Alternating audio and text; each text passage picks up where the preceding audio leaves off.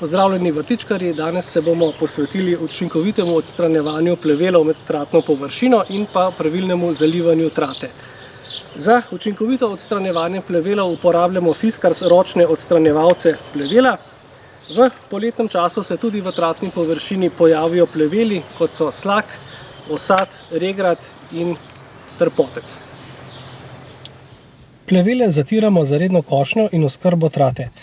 To opravilo najlažje naredimo po dežju, ko je zemlja še rahla in nekoliko vlažna. Za pletje med trato so najbolj priročni Fiskars ročni odstranjevalci plevela. Tako se izogibamo kemičnim pripravkom, ki okoljsko niso najbolj sprejemljivi. Pri modelih, ki imajo nastavljiv ročaj, je prednost predvsem ta, da so primerni tudi za višje vrtnarje. Tako kvalitetno odstranimo plevel tudi v udobnem stoječem položaju brez bolečin v hrbtu.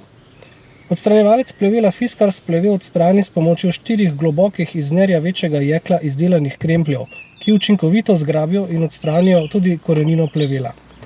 Plevele odstranimo iz travne površine v posodo ali na rob vrta, pri tem nam pomaga sistem za izmet, ki ga potisnemo navzdol. Trato je treba redno zalivati. Naj poudarim, da mora biti trata zalita dovolj globoko, da bodo korenine razvite tudi v globino.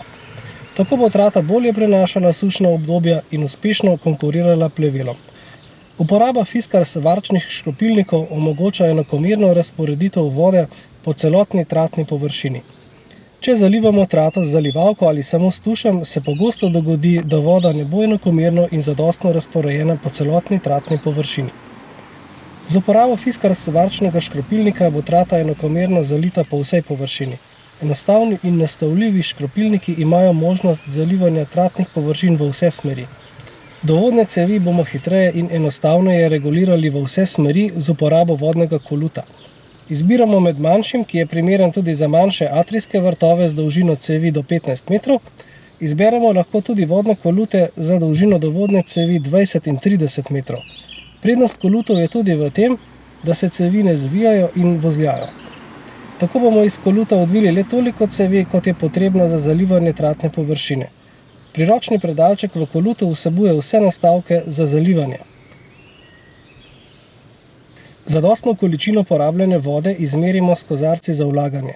Na površino, ki jo zalivamo, postavimo 2 do 4 kozarce. Po zalivanju mora v njih ostati približno 2 cm vodnega stolpca.